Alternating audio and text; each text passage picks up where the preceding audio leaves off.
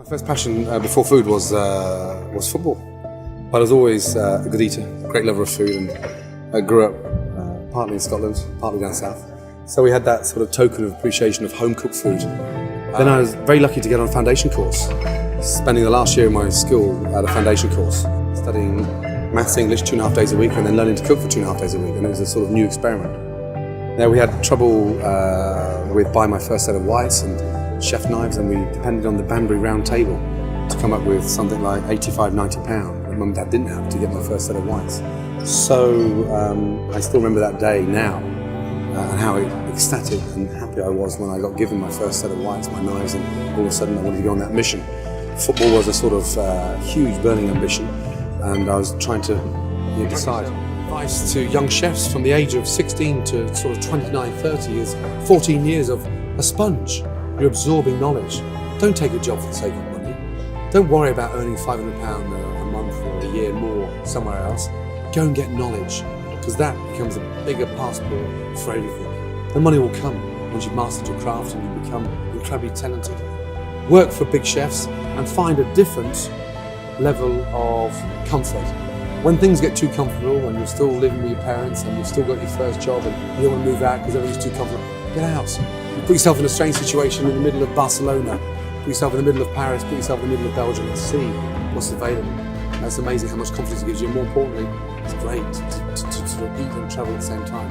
Fantastic. When you get all this knowledge and the advice for young chefs that are excited about opening their own business, don't shoot too high.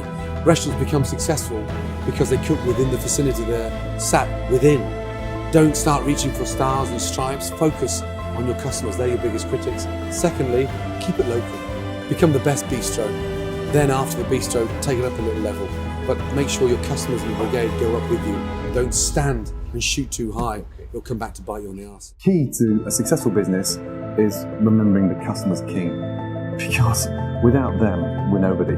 And so I, from a chef's point of view, always put myself in a customer's situation where I see it from their eyes. I don't cook for chefs. Every time chefs come into the dining room, the first thing they do is turn up the plates upside down and start photographing the food. And they're constantly, dissecting the food as opposed to enjoying it. So I always look at it from a customer's perspective, because they're king, and without them, we're history. What you need to do is establish confidence in yourself. Cooking is an amazing journey, and don't think you can learn it within 3 or 4 years. It's like studying medicine. It's over a 10 to 15 year period.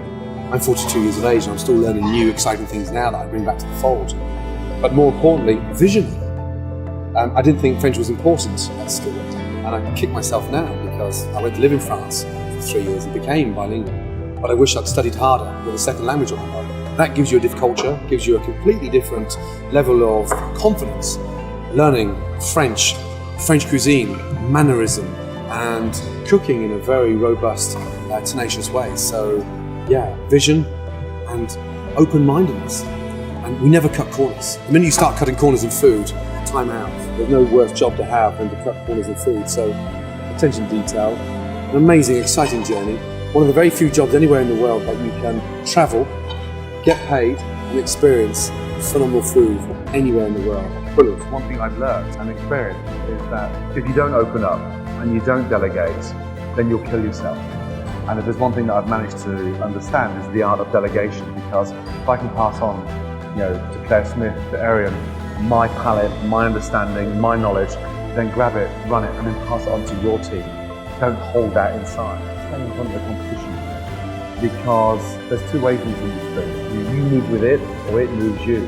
And I've seen so many sad stories across the decade where chefs have just got lazy, given up, and lost that hunger to be competitive, because it's the best job in the world. It's not really a job, it's a passion.